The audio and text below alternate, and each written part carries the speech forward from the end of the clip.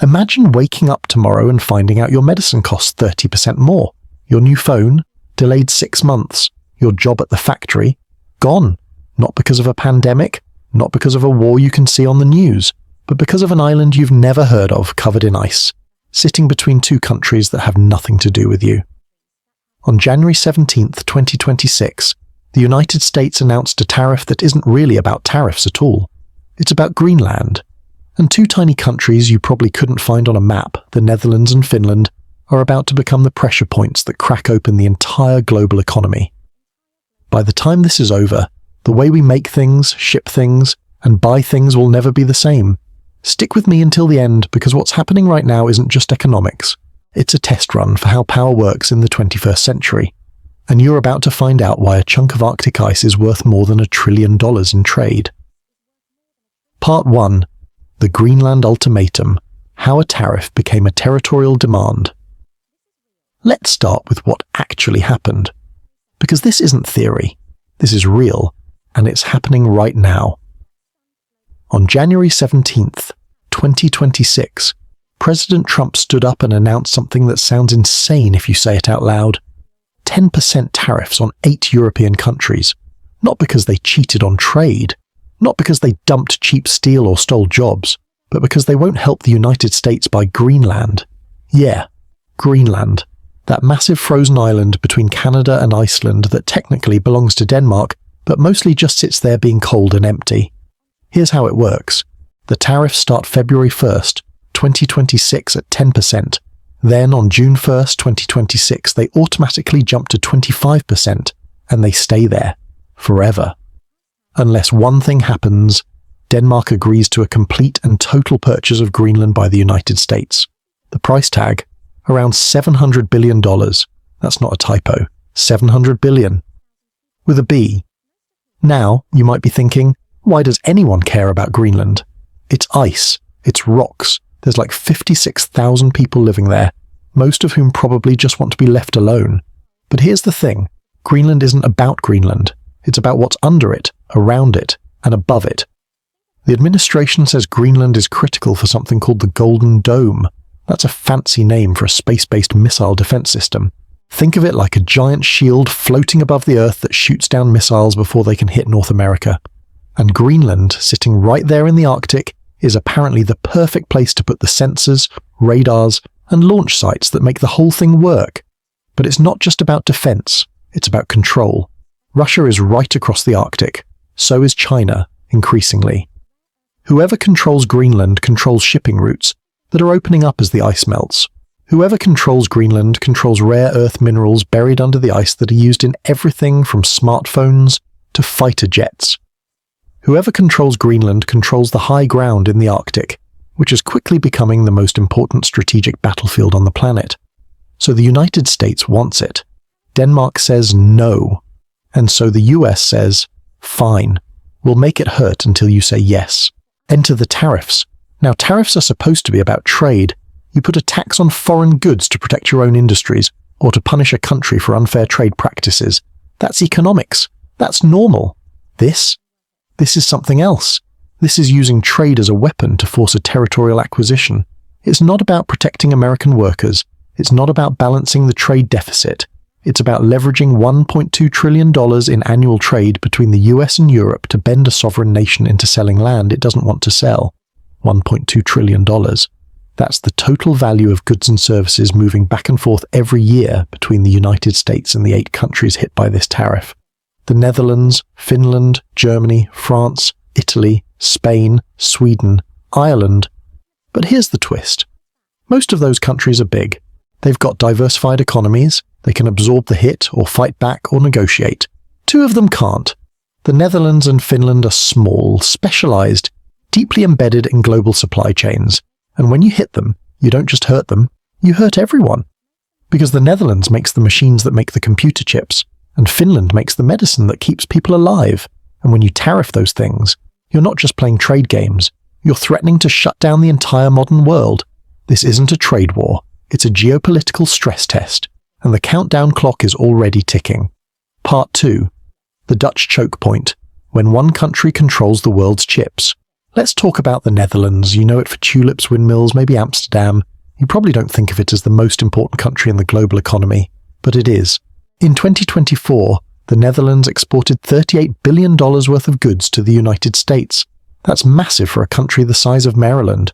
Most of it is machinery and chemicals, high-value stuff, complicated stuff you can't just replace overnight. But there's one company in the Netherlands that makes the whole thing existential. And if you've never heard of it, you're about to understand why the entire global economy is built on a single point of failure.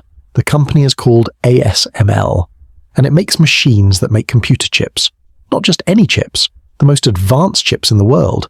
The chips in your phone, the chips in your car, the chips in the data centers running the AI that's about to take everyone's job, the chips in the fighter jets and missile systems defending entire countries. ASML is the only company on Earth that makes something called EUV lithography machines. Don't worry about what that means. Just know this. If you want to make cutting-edge semiconductors, the kind that run everything from iPhones to supercomputers, you need one of these machines. And there is no alternative. None. ASML is a monopoly, not because they crush the competition, but because no one else on the planet can do what they do. Each machine costs around $200 million. They're the size of a bus. They use lasers to etch circuits onto silicon wafers at a scale so small you'd need an electron microscope to see it. They are, without exaggeration, the most complex machines humanity has ever built, and they're all made in the Netherlands. Now here's where the tariff comes in. The US government says semiconductors might get an exemption. Might. But even if the chips themselves are exempt, the tools aren't. The machines aren't. The spare parts aren't. ASML has already gone on record warning that geopolitical tensions harm innovation. That's corporate speak for, if you start messing with our supply chains, everything breaks. Because here's the thing, ASML doesn't just sell machines to companies in the Netherlands. They sell them to Intel in the US. They sell them to TSMC in Taiwan, which is building a massive factory in Arizona right now. They sell them to Samsung in South Korea. If you put a 25% tariff on Dutch imports, you're not just taxing the Netherlands. You're taxing every semiconductor fabrication plant in the United States that depends on Dutch equipment, Dutch spare parts, Dutch engineers flying in to fix things when they break. And when those fabs slow down, everything slows down. Your new iPhone? Delayed. The new car you ordered? Delayed. The AI server farm your company is building? Delayed. The missile defense system the Pentagon just contracted? Delayed. Because there is no plan B. There is no American version of ASML. There is no Chinese version that works as well. There's just ASML. And ASML is Dutch. This is what we call a choke point. A single point of failure in a system that everyone depends on. And the United States just put a 25% tax on it to force Denmark to sell Greenland. Let that sink in. But wait, it gets worse. Because ASML isn't the only thing the Netherlands exports. They're also a massive hub for pharmaceuticals and medical devices. In 2024, the Netherlands exported $2.17 billion in pharmaceutical products to the US, and another $4.58 billion in specialized medical equipment. That's the stuff hospitals use, the imaging machines, the surgical tools, the diagnostic equipment that detects cancer early, that keeps premature babies alive, that monitors your heart during surgery. And now it's about to get 25% more expensive. Analysts are already saying this could increase US healthcare costs by hundreds of dollars per family per year, and that's just the direct cost. That doesn't count the delayed procedures because the hospital can't afford the new equipment. That doesn't count the drug shortages because pharmaceutical supply chains got disrupted. That doesn't count the people who just don't get treated. So here's the summary. The Netherlands is a country of 17 million people. It's smaller than Florida, and it controls the machines that make the chips that run the world, plus a huge chunk of the medical equipment that keeps people alive. And the United States just decided to use it as a bargaining chip in a land deal. A tariff on the Netherlands isn't just a tariff on the Netherlands, it's a tariff on the future, on technology, on health, on everything that makes the modern world work. And that's just one country. Now let's talk about Finland. Part 3. Finland's quiet leverage. The farmer and materials shock. No one sees coming. Finland is even smaller than the Netherlands. 5.5 million people. It's cold. It's quiet. It minds its own business. You probably know it for saunas, Nokia, and finishing first in every education ranking. You probably don't know it's one of the most critical suppliers of medicine and industrial materials to the United States. In 2024, Finland exported $8.25 billion worth of goods to the US. That might not sound like much compared to the Netherlands, but here's the thing. It's concentrated, focused, almost surgical in where it matters. $1.55 billion of that is pharmaceuticals, actual medicine, pills, biologics, generic drugs that millions of Americans take every single day without thinking about where they came from. Finland is a key supplier in the US generic drug market. That means the cheap stuff, the off-brand versions of the expensive drugs, the ones people can actually afford, the ones that insurance companies prefer because they cost less. And now those drugs are about to cost 25% more. But it's not just about price, it's about availability. Pharmaceutical supply chains are insanely fragile. A single ingredient made in one factory in one country can be the bottleneck for an entire class of drugs. If that factory shuts down or if tariffs make it unprofitable to export, the drug just disappears. And the research dossier warns that this is likely. Not possible. Not maybe. Likely. Immediate drug shortages and price spikes in the US generic market. That means the blood pressure medication your dad takes might not be on the shelf next month. The antibiotic your kid needs for an ear infection, back-ordered. The antidepressant keeping someone functional, suddenly 3 times the price if you can find it at all. This isn't abstract. This is people going to the pharmacy and being told, sorry, we don't have it. Try again next week, or next month, or maybe never. And it's not just medicine. Finland also exports $2.4 billion in paper, pulp, and industrial machinery to the United States. That might sound boring. It's not. Paper and pulp are the backbone of packaging. Every box that gets shipped by Amazon, every label on every product, every piece of industrial packaging that moves goods through the supply chain, that's Finnish paper. Industrial boilers and machinery, that's what keeps factories running. Power plants, manufacturing facilities, the big, heavy, complicated equipment that you don't think about until it breaks and everything stops. And the Bank of Finland, the country's central bank, has already gone on record saying this trade war could reduce Finland's GDP growth by 1%. 1% doesn't sound like a lot, but for a small, export-dependent economy, that's the difference between growth and recession. That's the difference between hiring and layoffs. That's the difference between stability and crisis. And here's the brutal part. Finland didn't do anything. They didn't cheat on trade. They didn't steal technology. They didn't dump cheap goods into the US market. They just happened to be in the crossfire of a geopolitical demand that has nothing to do with them. They're being used as leverage, as pressure, as collateral damage in someone else's negotiation. And the same thing is happening to every Finnish worker in the pharmaceutical sector, every factory that depends on exports to the US, every family that's about to see their income drop because the economy is tanking. This is what happens when supply chains stop being about efficiency and start being about allegiance. Because here's the thing, this tariff isn't designed to protect American industry. There is no American competitor being hurt by Finnish imports. This is pure punishment, pure pressure, a message that says, if you're not with us, you're going to feel pain, and the pain doesn't stay in Finland. Because when Finnish drugs stop flowing to the US, Americans feel it.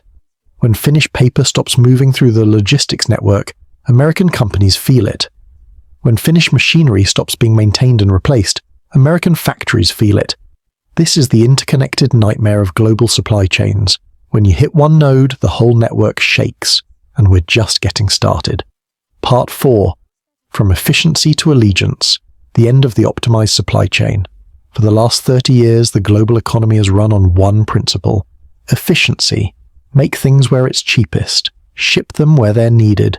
Minimize costs. Maximize speed. Keep inventory low. Keep options open. Trust that the system will work because everyone benefits when it works. That world is over. Welcome to 2026. Welcome to the era of strategic resilience. Welcome to the new trade geometry, where access to markets isn't about price or quality, it's about politics. The research dossier calls this the defining trend of 2026. And it's not subtle, it's not creeping in slowly, it's happening right now in real time as companies scramble to redesign their entire supply chains around one question. Whose side are you on? This used to be called friendshoring. That was the polite term. It meant, let's move production to countries we trust. Let's build supply chains with allies, not adversaries. But now it's evolved. Now it's members-only trade. Here's how it works. If you want access to the US market, you need to support US strategic goals, not just on trade, on everything, on defense, on territorial ambitions, on geopolitical alignments. The Golden Dome isn't just a missile defense system anymore. It's a litmus test. It's a loyalty oath. It's the price of admission.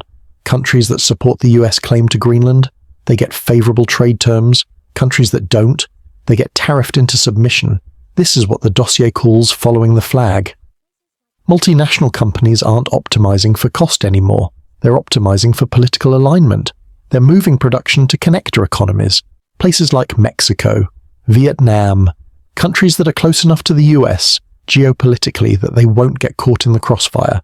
And it's not just the US doing this. China is doing it too. Europe is doing it. Everyone is building parallel supply chains based on who they trust, who they can control, who won't betray them when things get tense. The result? Redundancy, inefficiency, higher costs, slower innovation, but also control, security, the ability to weaponize trade when you need to. And that's the trade-off. The old system was fast and cheap, but fragile. The new system is slow and expensive, but defensible. And here's the brutal irony. The Netherlands and Finland aren't the targets. They're the pressure points. The real target is the rest of Europe. The real message is, fall in line, or watch your economy collapse. Because the US knows that the Netherlands can't afford to lose the American market. ASSML needs American customers. Dutch pharmaceutical companies need American buyers. Finnish industries need American contracts. So the tariff isn't really about punishing them. It's about forcing them to pressure Denmark, to pressure the EU, to make supporting the US position on Greenland the path of least resistance. It's leverage. It's coercion. It's using economic pain to reshape political reality. And it's working. Because supply chains aren't neutral anymore. They're strategic assets. And whoever controls the choke points controls the system. This is the new world. This is the world where trade policy is foreign policy, where tariffs are weapons, where efficiency dies and allegiance wins. And it's not going away. Even if the Greenland deal gets resolved, even if the tariffs get lifted, the precedent is set. The playbook is written. This is how power works now. Welcome to the end of the optimized supply chain. Part 5. NATO under tariff fire. When allies become economic adversaries. Let's talk about what's happening to the alliances that supposedly hold the world together. Because this isn't just a trade war. This is something much darker. This is economic warfare against NATO allies, against countries that are supposed to be on the same team. The Netherlands is a founding member of NATO, so is Finland, as of 2023. These aren't rivals. These aren't adversaries. These are countries that have committed to defending the United States if it gets attacked. Countries that host US military bases. Countries that share intelligence, coordinate defense strategies, and send their soldiers to fight alongside American troops. And now they're being tariffed, punished, treated like economic enemies. Because of Greenland, diplomats are calling this a potential breaking point in US-Europe relations. That's not hyperbole. That's the actual language being used behind closed doors. Because here's the thing. Alliances are built on trust, on the idea that we're in this together, that we have each other's backs, that we won't use economic leverage to destroy each other when we have a disagreement. And that trust is breaking. Because what the US is doing right now isn't normal. It's not a trade dispute over steel tariffs or agricultural subsidies. It's using trade as a cudgel to force a territorial demand that has nothing to do with the countries being hit. This is what the dossier calls economic warfare. And it's not wrong. Think about it from Europe's perspective. You've spent 75 years building an alliance with the United States. You've supported American wars. You've hosted American troops. You've aligned your defense policy with American interests. And then, one day the US decides it wants Greenland. And when Denmark says no, the US doesn't negotiate. It doesn't offer incentives. It just starts destroying your economy until you cave. That's not alliance behavior. That's extortion. And it raises a question that nobody wants to ask out loud. If the US will do this over Greenland, what else will it do? Will it tariff Germany if it doesn't support a US military intervention somewhere? Will it sanction France if it votes the wrong way at the UN? Will it use economic pain as a weapon every single time it doesn't get what it wants? Because once you cross that line, Once you start treating allies like pawns, the alliance stops being an alliance. It becomes a protection racket. And that's terrifying, because NATO isn't just a military organization. It's the foundation of the entire Western security order. It's the thing that kept Europe stable after World War II. It's the thing that deterred Soviet aggression during the Cold War. It's the thing that theoretically prevents World War III. And now it's cracking.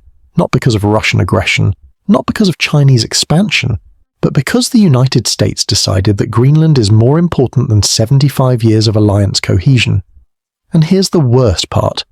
This isn't even about Greenland. Not really. Greenland is the excuse. The Golden Dome is the excuse. The real agenda is about establishing a new framework for how power works, about proving that the US can weaponize trade whenever it wants, about showing the world that economic access is a privilege, not a right. And the Netherlands and Finland are the test case. If the US can break them, it can break anyone, and everyone is watching. Part 6. The Human Aftershock. When tariffs reach the kitchen table. Let's bring this home. Let's talk about what this actually means for real people living real lives. Because up until now, we've been talking about trade volumes and supply chains and geopolitical strategy. But none of that matters if you can't connect it to the human cost. So here it is. If you're an American family and these tariffs go through at 25%, here's what happens. Your healthcare costs go up. Not by a little, by hundreds of dollars per year per family. That's the direct cost of tariffing Dutch and Finnish pharmaceuticals and medical equipment, the stuff your doctor uses, the stuff your hospital bills you for, the stuff your insurance company passes on to you in higher premiums. And that's just the average. If you've got a chronic condition, if you need regular medication, if you're dependent on medical devices, you're looking at way more than that. Then there's the drug shortages. Because when Finnish pharmaceutical companies can't profitably export to the US, they stop. And when they stop, the drugs disappear. And when the drugs disappear, people go without. Maybe it's your blood pressure medication. Maybe it's your kid's asthma inhaler. Maybe it's the antibiotic that keeps an infection from turning into sepsis. And you go to the pharmacy and they say, "Sorry, we're out. We don't know when we'll get more. Try another pharmacy. Try next week, try next month." And you do. And they're out too. Because the shortage isn't local. It's national. It's structural. And people get sicker. And some of them die. Not because of a pandemic, not because of a natural disaster, but because of a tariff dispute over an island most people have never heard of. Then there's the jobs. Finland is already warning that this trade war could cut GDP growth by 1%. That doesn't sound like much, but in a small economy, that's thousands of jobs. That's factories shutting down. That's workers getting laid off. That's families losing income. And it's not just Finland. Every Finnish company that exports to the US is now facing a choice. Absorb the cost, pass it on to customers, or shut down entirely. Most of them can't absorb the cost, so they pass it on. And American buyers say, "No thanks, we'll find someone cheaper," and the orders stop coming, and the layoffs begin, and the same thing happens in the Netherlands. ASML might be fine, they're too essential to fail, but the smaller companies, the suppliers, the contractors, they're not. And the ripple effect spreads. Because when Dutch and Finnish companies lose revenue, they cut costs. They cancel orders, they stop buying from their own suppliers, and those suppliers cut costs, and it cascades. This is the asymmetry of tariffs. Governments move slow, they negotiate, they posture, they take months to adjust policy, but consumers feel it immediately. Workers feel it immediately. Families feel it immediately. You don't get to wait for the diplomats to figure it out. You just wake up one day and your medication costs more or isn't available, or your job is gone. And here's the thing that nobody wants to say out loud. This is intentional. The pain is the point. The disruption is the point. The human cost is the leverage. Because if it didn't hurt, it wouldn't work. And so we're back where we started, with the hook, with the central question. How did a territorial dispute over Greenland turn into a supply chain crisis that affects your medicine cabinet, your job, your family's financial stability? The answer is simple and terrifying. The supply chain didn't break. It was reprogrammed, under duress. By people who understand that in the 21st century, economic pain is more effective than military force. They turned trade into a weapon. They turned efficiency into a vulnerability.